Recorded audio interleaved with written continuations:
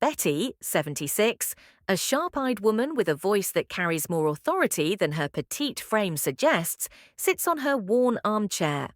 The house is quiet, save for the ticking of an old grandfather clock. Her son Michael, 42, tall, exhausted and recently divorced, sits across from her, rubbing his temples while his two children, Lucas, 10, and Megan, 7, whisper nervously beside him. "Lucas," whispers.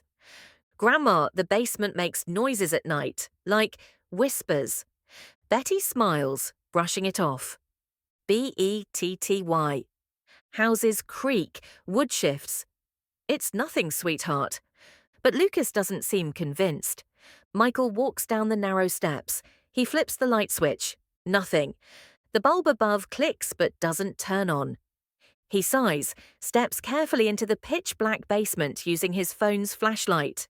It's damp, filled with stacked boxes, an old rocking horse and dusty furniture. Then he stops. His beam lands on a brick wall.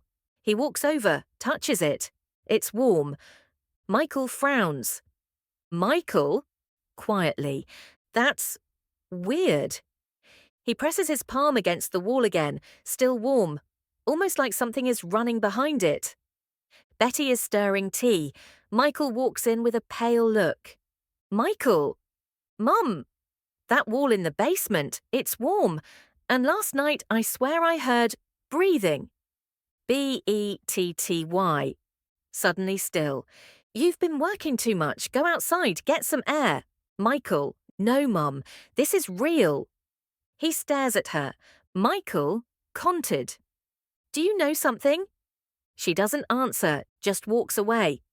Unable to sleep, Michael returns, this time with a crowbar. The kids are asleep upstairs. Betty pretends to read in the living room, but she listens intently. Michael chips away at the bricks. Slowly, one by one. His breaths grow shorter. Dust fills the air. Then he stops. Behind the broken bricks, there's a hollow space. He shines the flashlight inside. A small room, metal walls, a flickering bulb.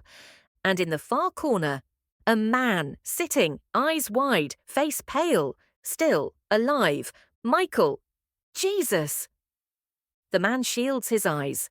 Betty hears the scream. She stands up, eyes wide, not with fear, with recognition. She opens a drawer, takes out a faded military badge, a single name engraved, Lieutenant Raymond Shaw. A younger Betty, then 14, watches as her father, Colonel Thomas Williams, leads a blindfolded man, Lieutenant Shaw, into the basement. "Colonel Williams, you're not safe out there. We'll keep you here. No one can know." "Lieutenant Shaw, but I have a family. Colonel Williams." "You saw what you shouldn't. Now you're a liability. The fewer who know, the longer you'll live." Betty watches silently, frozen in fear. Michael stares at the man, dirty, malnourished, early 80s, long white beard, trembling. "Lieutenant Shaw, what year is it?" Michael. 2025.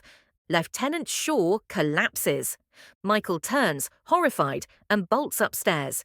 Betty is already there, calm, waiting. Betty. "You opened the wall, didn't you?" Michael slams his fists on the table. "Michael, you knew? You've been living above him for decades." Betty.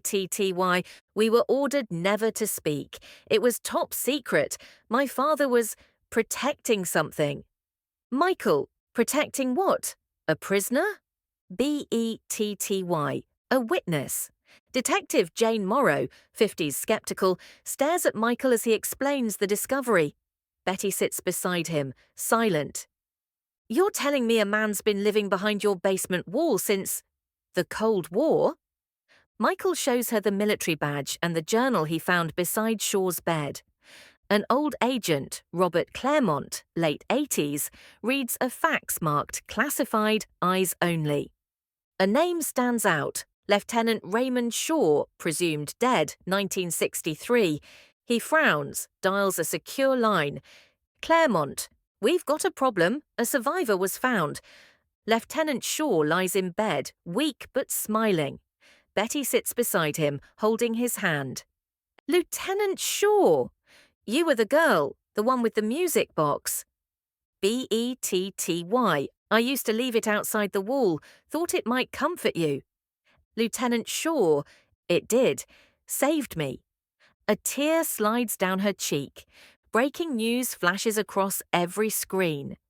Man missing for 63 years found alive in suburban basement. Cold War survivor speaks out, I was hidden, not forgotten. The house is now filled with agents, reporters, and flashing lights.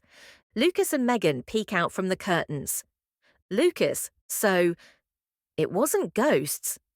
Megan, number just history. Betty watches silently, her expression unreadable. Michael walks to her side. Michael, why didn't you say anything all these years? Betty, because I wasn't supposed to. Michael, and now? She sighs. Betty, now the world will finally listen. A ceremony, a folded flag, soldiers in full dress. Lieutenant Shaw, now in uniform again, stands beside Betty. A plaque is unveiled. Lieutenant Raymond Shaw, lost but never forgotten, 1962 to 2025. He turns to her, Lieutenant Shaw. Thank you for keeping me human. She smiles softly. Betty, you reminded me what silence costs. In 2025, an investigation confirmed that Lieutenant Shaw was part of a Cold War surveillance program gone rogue. He was held in unofficial isolation for over 60 years. Thanks to the actions of Betty and her family, an entire chapter of American military history was rewritten. Son,